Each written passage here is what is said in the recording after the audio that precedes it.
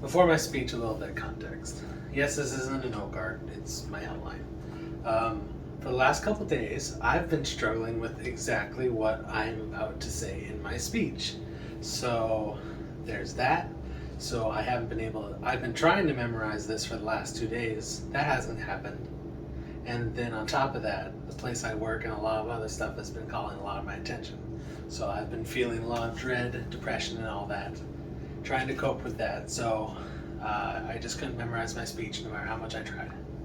So that's a little bit of context before I give this. So I figured instead of turn nothing in, I'd rather just say what I have. So here we go. Depression for me has been a couple of different things. But the first time I felt it, I felt hopeless, helpless, and things I'd never felt before. I lost myself and my will to live. The previous was a quote from Good Morning America's chief meteorologist and New York Times best-selling author, Ginger Z, referencing her own battle with depression, taken from brainyquote.com. While we may not be television personalities ourselves, that doesn't mean as college students we can't go through the same feeling of helplessness, hopelessness, and overall despair. I myself have struggled with major depression for the last couple of years, or at least that's when I started to notice it. I constantly lose interest in things I love to do or the things I need done, like this speech. Because suddenly I feel as if nothing really matters, and whatever I'm doing is just a worthless waste of time. Depression to me feels like I'm in a dark pit with no way out.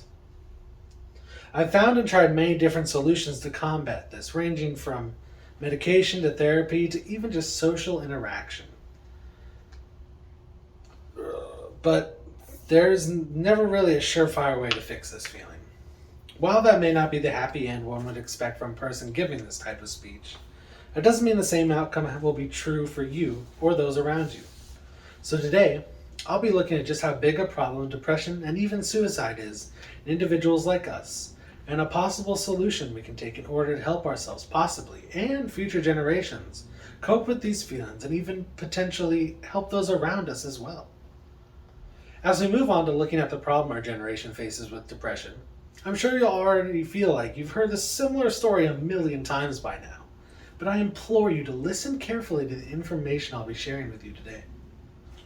Depression is a continually growing problem in the world that can lead to self-harm or even suicide. According to an article written back in 2018 by Hannah Ritchie, a PhD holder in geosciences from the University of Edinburgh, and Mac Roser, a researcher in poverty, global health, and income distribution, titled Mental Health, 3.4% of the world's population in 2017 suffered from depression. That's 264 million people, or about 1/30 of the world's population. Why should I care though? Why should I, now that I'm in college, be aware of the signs of depression? Why does everyone seem to talk about this? Well, to answer this question, and get a good definition of depression, we'll look at another article.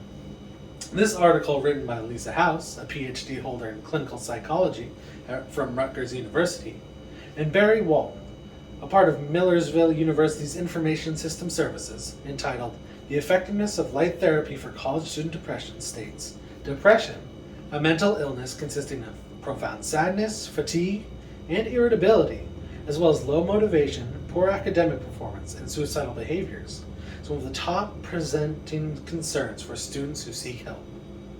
Not only is depression one of the top concerns for college students, but the rate of individuals who suffer from depression is only growing.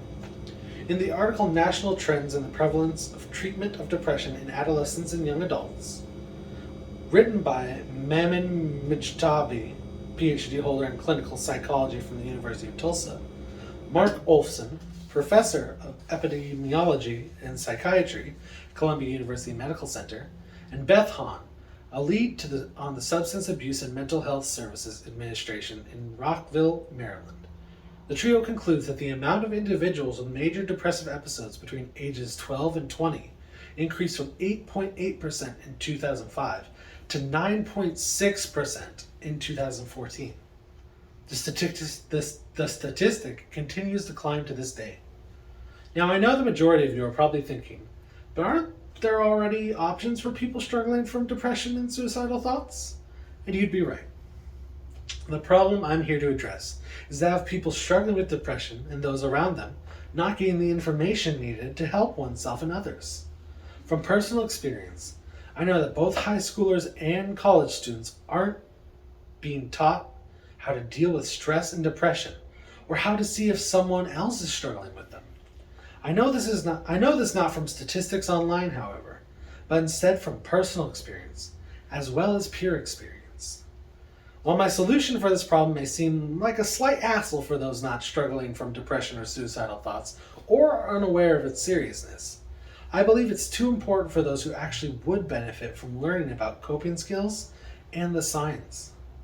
The solution I'm proposing is that of an online or in-person class that teaches students the signs of depression in their fellow peers, as well as how to cope with their own possible depression. In the conclusion of C.C. Linson, an associate professor in the mental health nursing department at Laxmi College of Nursing in Mangalore, and their colleagues' article, Adolescents' Knowledge of Suicide Prevention, Identification Depression Signs, Suicide Clues, and Reporting Suicidal Risk Among Selected High School Students, they state, education on suicide prevention among adolescents is vital to enhance the mental health of the adolescent and also a life-saving measure to prevent or reduce suicide among adolescents. Through their research, they found that classes that teach these kinds of topics would indeed help people suffering, as well as others to identify them and help them in their times of need. When it comes to what problems including a class like this might introduce, there are only two that I believe would be an issue. The first problem I believe people would have would be paying for this class. But as this is an important class that could lead to good publicity for colleges, I believe the class could be paid for by the already collected student fees. The second problem I see would be making time for another class. This is where the online option for the course would come in, so individuals can take this course on their own free time during their first year. To implement this, colleges need to come together and agree that this is an important aspect to teach students. No law can really come forth for this to be initialized, but colleges have the power to decide if this is something they'll require for graduation, just like Lynn Benton Community College with their Destination Graduation Orientation class. Hopefully you can now see the importance a class like this has in our curriculum, and how easily it could be to implement to help those stuck in a depressive state or contemplating suicide. There isn't a required system in place to teach students how to identify or cope with depression and the possible thoughts of suicide, so implementing this class would be an immense help that could save a multitude of lives and improve the experience of college for students like us. Now there are two things you yourself could do today to make this a reality. First off, just learning the signs of these kinds of things so you can identify them yourselves is the most important. An article by Andrew Keniuka at the Duke Center for Autism and Brain Development in Durham, North Carolina, and their associates titled Symptoms of Anxiety and Depression and Suicidal Behavior in College Students, Conditional Indirect Effects of Non-Suicidal Self-Injury and Self-Compassion. They quote a questionnaire with some of these symptoms, including changes in sleep and appetite, fatigue, and difficulty concentrating, just to name a few. But there are more you'll find with just a quick Google search. Second, call your college and request a class like this to be implemented. Calling the college and asking them to direct you to the right person is the best strategy, as the person who you should call varies by college. I personally know so many individuals who would have benefited from information like this when they started their college experience, and I'm sure all of you do too, or will by the time you graduate. Depression doesn't need to be avoided like the plague, but a discussed issue so we can help those suffering. Let's make the experience better for future college generations and request the addition of this class.